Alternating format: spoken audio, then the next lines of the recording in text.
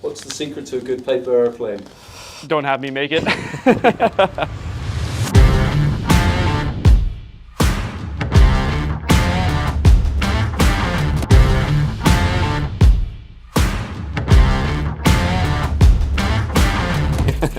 It's terrible.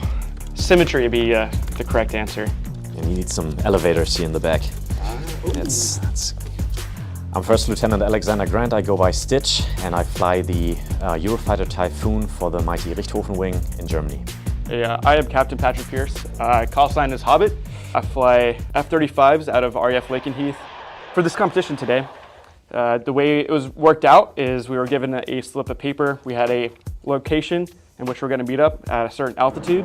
We would not know who we're fighting until we turned in and at the merge. So as our aircraft passed by each other, I'm like, oh boy, there's a Eurofighter, which is actually like pretty cool. I've never seen an F-35 so close. When we train in Germany, I only fight other Eurofighters, and you don't really understand what your advantage is. And today, with the Eurofighter having a little bit more thrust than the F-35, for example, I could definitely understand what the advantage of my aircraft is. And we were ever facing each other.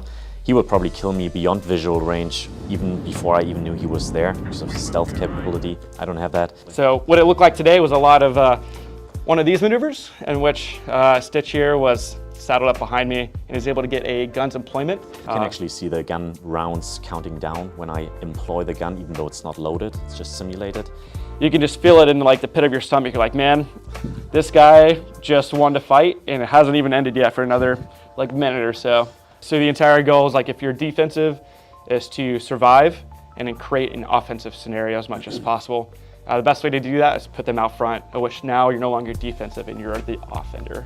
He will probably be able to tell that I'm going in for guns by pointing my aircraft at him. And if I don't have my closure under control, I'm way too fast, he can basically just break, and then I'm like, oh, and now I'm shooting behind his tail, and now I'm defensive. You're underneath a lot of G's, if you will. You're going through some pretty extreme flight dynamics. If you're 200 pounds, that equals, 1,800 pounds of like what your body feels like at that time. You're looking behind, you're looking up, you're looking around, and you're underneath that kind of strain.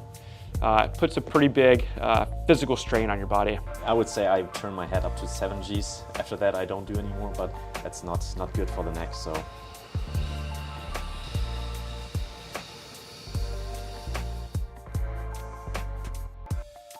On 3, you ready? Yeah.